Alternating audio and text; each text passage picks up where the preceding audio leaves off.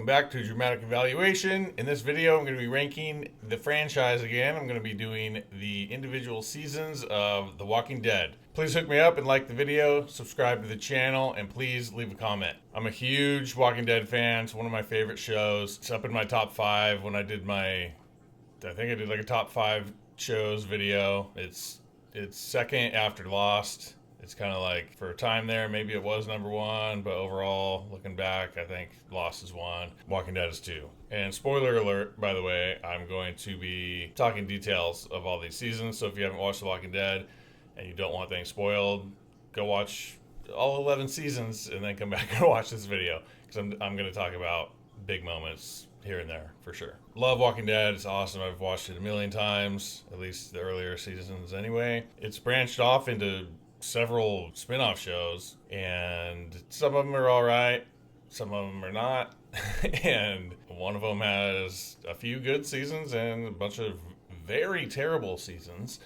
So there's just a lot of content with all of that, so I'm not going to include those in this ranking. This is just going to be a ranking of the individual seasons of the OG original Walking Dead, seasons 1 through 11. So let's get into it.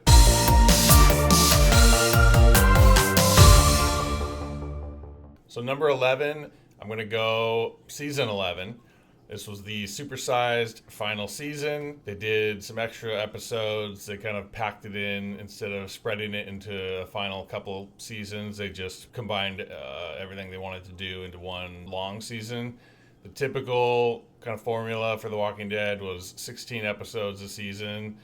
The first couple didn't have quite that many, but after they got going with that, that was kind of their thing. They would do 8 episodes, have a mid-season finale, then another 8, and have the finale. And then, so the last 2 seasons, though, tacked on a few extra episodes and made it a little bit longer. So there's some good stuff here. Ending did feel a little bit rushed. They didn't do the time jump forward in time like they did with the comic. That was pretty fun to see, some of that stuff jumping forward in the comic, but they didn't do anything like that, and I think that's probably just because they wanted to do these spin-off shows, so they didn't mess with that. So it was kind of a bummer. No Rick in this season, so that's pretty huge. Rick Grimes is one of my favorite all-time characters of anything ever. So obviously he's my favorite character in The Walking Dead, and so to have a season with him not in it that definitely hurts it. So that's why it's down here.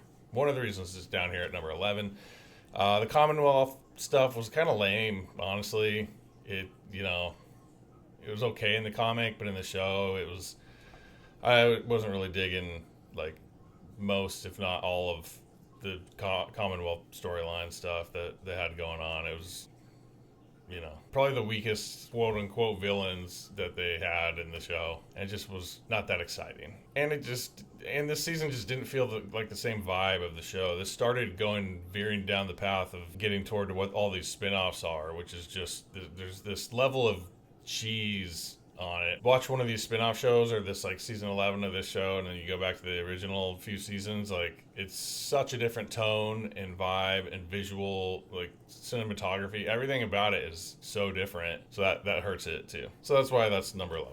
Number 10, season 10, also a supersized season, and they added a kind of weird little run of episodes at the end of the season. This was like during the pandemic, like lockdown. Season 10's finale got super delayed because of that. And then finally when it came out, they kind of like worked on these other episodes to go ahead and tack on to the end. Really, I'm not sure why, like maybe to reward fans for having to wait forever for the finale or something. I'm not sure. There was some good stuff in there, and the extra stuff. The Negan episode was cool, like backstory of Negan and Lucille. That was fun to see that happen. So this season has the takedown of Alpha and Beta, which were both pretty cool. Negan taking out Alpha and Beta being brought down. Beta was awesome in the show. I really thought they did a good job with that character. The actor Ryan Hurst playing him, and just everything they did with Beta, there was some real cool kind of like horror vibes with him, and he was just a big, menacing, gnarly villain. He was probably one of the best villains, right up there with Negan in the entirety of the show. And they kind of started Negan's redemption a little bit more so than they did in season 9. I think they started planting the seeds or working on it a little bit in season 9, but not much. Season 10, they really kind of started redeeming him and having him connect with Lydia and some other stuff there to start humanizing him and try to bring you around to liking Negan. Do a great job of that in the comic. I could see some people not thinking that is the case in the show, but over time I think they get there for sure. And I love Negan. Negan is an awesome character. Okay, number 9, season 7. This was just absolutely brutal to watch. It's the one where they're under the rule of Negan. Season kicks off after an insane cliffhanger, the insane, brutal death of Glenn and Abraham, 2 beloved characters. So this was super rough right out the gate, seeing that. Knowing the comic, I was pretty sure what to expect there, at least with somebody, but I was pretty sure it was going to be Glenn. Then they tack on Abraham. Yeah, that was a brutal opening, insanely depressing tone there. And then the rest of the season, they're just like under Negan's thumb and like not fighting back against the villain like they had been every season leading up to this point. Rick and crew just being whipped, lasting way too long. They eventually finally do decide to rise up and fight against him at the very end of it. But that whole run should have been like a mid-season run, like 8 episodes max. There was like no reward of saviors getting beat down or anything. It was just constantly our heroes, our survivors getting beat down by the savior crew and Negan, and it was just not fun. It was just not fun to watch. It was just depressing and annoying that they weren't fighting back. There was no payoff. It just was a long season of suffering, and yeah, it was just difficult to watch that. So number 8 is season 8, All Out War. This is where they rise up and fight back against Negan. Didn't quite live up to the comic. The All Out War arc in the comic is very awesome. They changed a few things. At this point in the show, they had veered off enough to where there were just certain things they couldn't do and had to do things differently. But it was great to finally have them fight back. Okay, after that long season of them not doing anything and just being prisoners and succumbing to the rule of Negan, like it was awesome to see them finally like band together and fight back and join up with these other communities and like have this war against the saviors. That was cool for sure. But I hated the Rick and Daryl fighting stuff. You'll see as we get to earlier seasons here going forward. Like I love, obviously Rick, I said, is my favorite character. I love Daryl. He's up there, second favorite character. At times was battling for favorite character there. And their relationship and their like friendship and their like brotherhood that they have with each other is one of my favorite aspects of this show.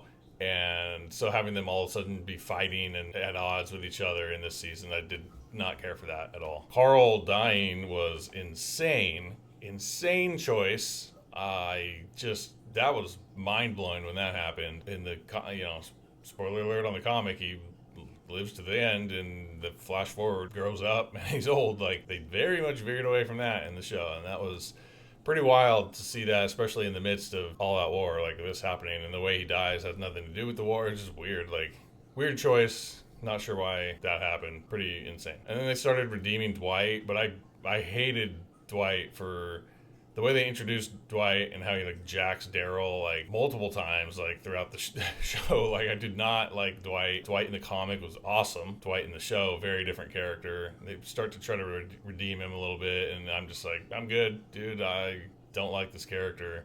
And then he just leaves the show and goes to Fear the Walking Dead, where he's a completely different character. And don't even get me started on that show, because what is that show? Okay, number 7 is season 9, Rick's send-off season and the introduction to the Whisperers. So it was pretty good. This was Angela King takes over after a semi-decently long run by Scott Gimple.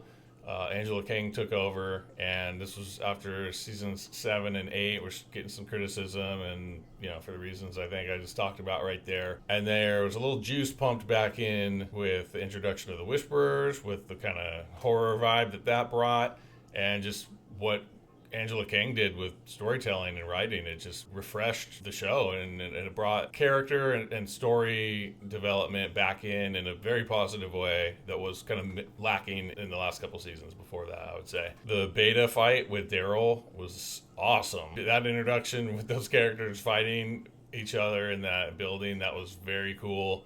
I really enjoyed that. Like I said, Rick's send off episode or two, because they kind of had a cliffhanger and then carried it on in the next episode when he leaves. Like, that was awesome. They announced it as like his final episode, so I was like, to me, it's like Rick is the ultimate survivor. You don't kill this character. Please don't do this.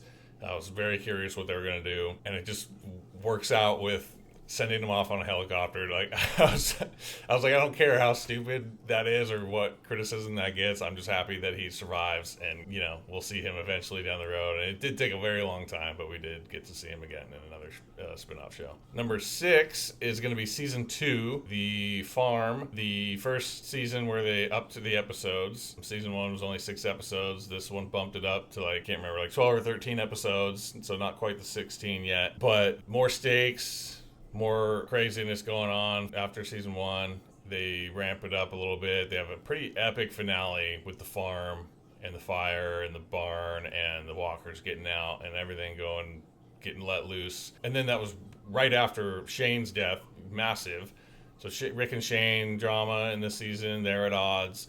They fight, comes to a head at the end. Rick has no choice but to kill Shane, and then leads right into this epic finale. They realize also in that moment too, like Rick killed Shane and then Shane reanimates as a zombie. So it's kind of like they realize too that you don't have to be bit. Like, everyone has this. Like, just when you die, you come back as a zombie. It's not about being bit and being turned. Like, everyone's going to turn after they die. So that was kind of a big reveal too. And yeah, it was just led into this awesome finale where they're all fighting against the zombies and having to take off and leave the farm and go on the road, and they can leave you on the cliffhanger kind of where they're going to go, what are they going to do. So yeah, this season was definitely awesome. Number 5, season 1, the OG. Only 6 episodes. Maybe this might be a little low for this ranking, but the top 4 are so good. And this season was good. But it's only 6 episodes. It does take a little bit to get things going, I guess. Like, there's some. It's very well done. Frank Darabont did this season. It looks incredible. The story is awesome that it sets up, the characters, everything. Yeah, just an incredible introduction to the franchise. Set up very well. Awesome characters, awesome story, excellent potential for where they're going to go with this. And there just isn't a whole lot of like what they get into in the next few seasons with zombie outbreaks and fighting and villains and stuff like this.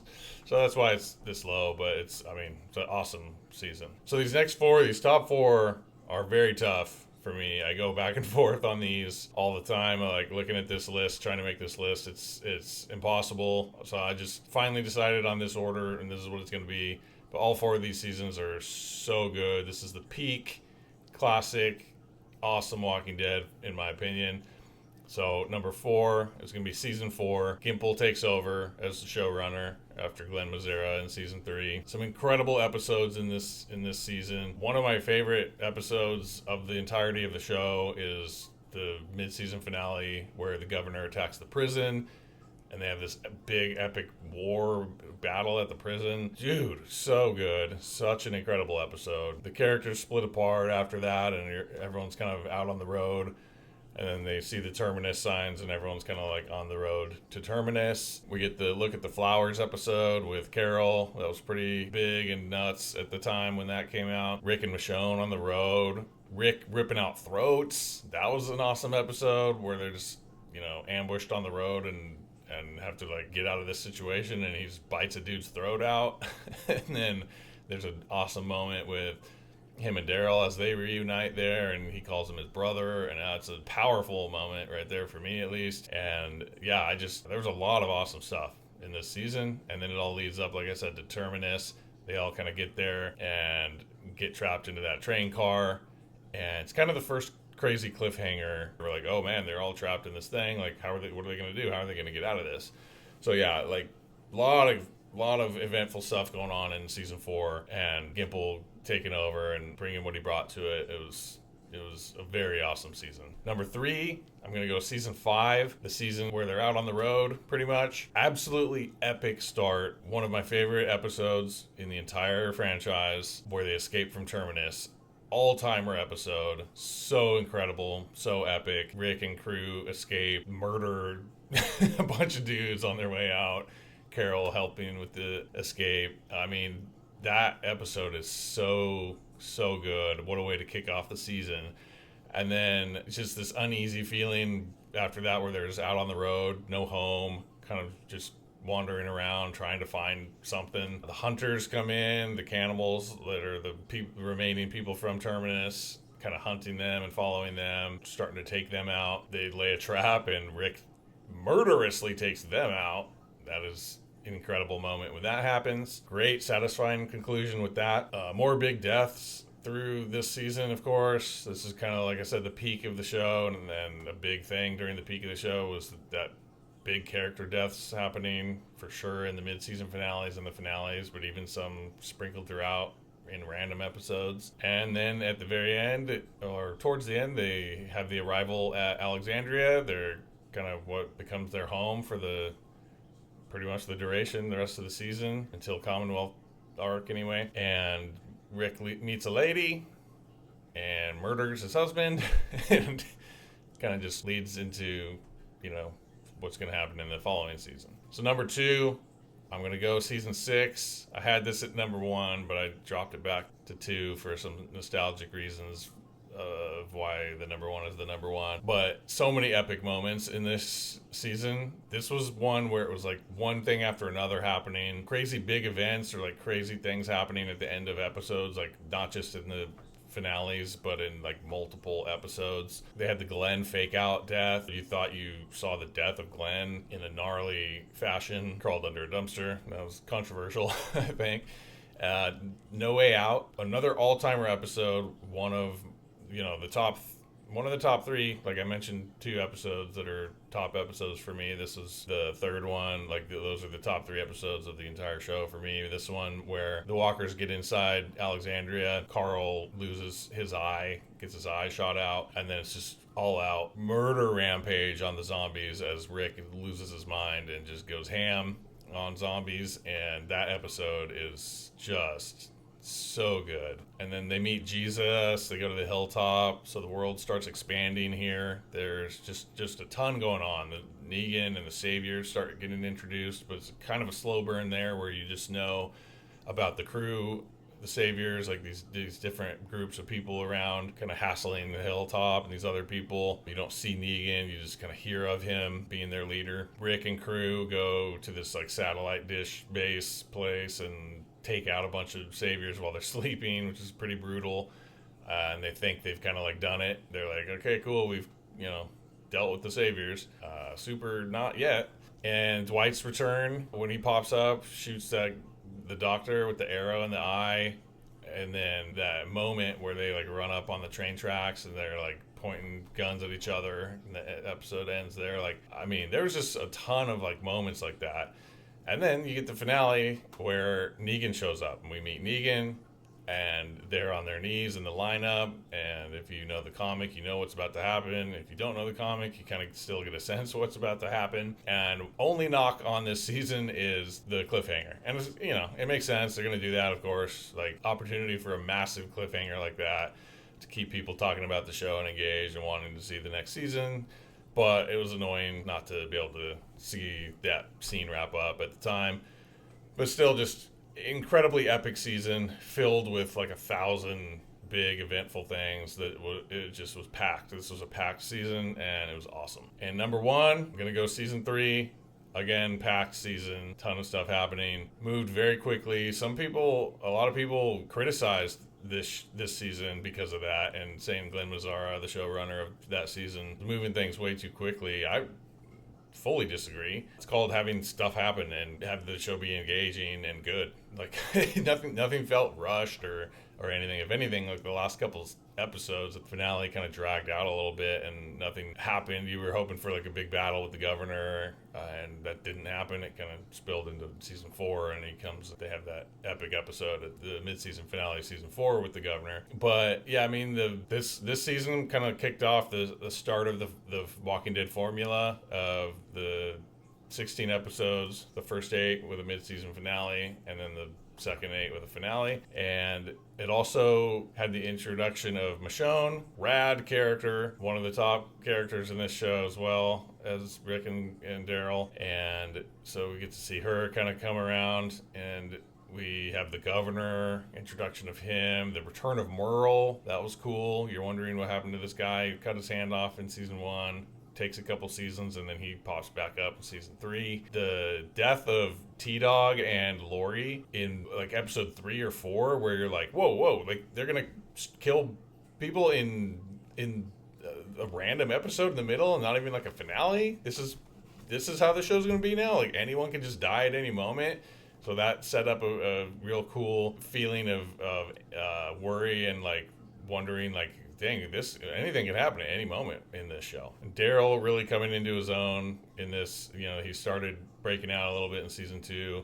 Season 3, he really started breaking out as a top tier, awesome character in this franchise. And there was some cool stuff going on with him and the prospect of being reunited with his brother. And there was one of my favorite moments in the entirety of this show where he does leave with his brother, and then they decide to come back. And in the meantime, Rick is losing his mind after losing Lori, his wife, and he's outside of the prison. A bunch of walkers start coming and attacking, and it's like, oh no, like he's like out of it, and he's like, oh, I gotta start fighting off. There's like 3 walkers like pinning him against the fence, and then all of a sudden an arrow just hits one of the zombies, and then Rick like looks, and you see Daryl, and he just like gives him this nod, like, oh yeah, dude. That moment where it's like, yeah, I got your back, I'm your boy.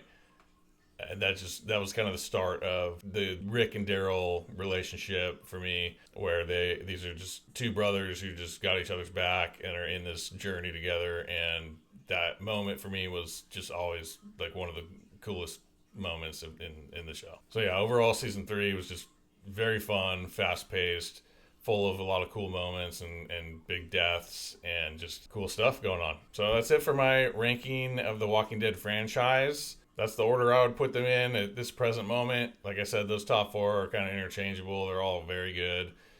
That's just what I left off or ended up on when I was doing this ranking. So thank you for watching this video. Please like and subscribe. Please leave a comment. Let me know what you thought. If you like The Walking Dead, if there are any seasons that you would have ranked higher or lower than me. Stay tuned. Until next time.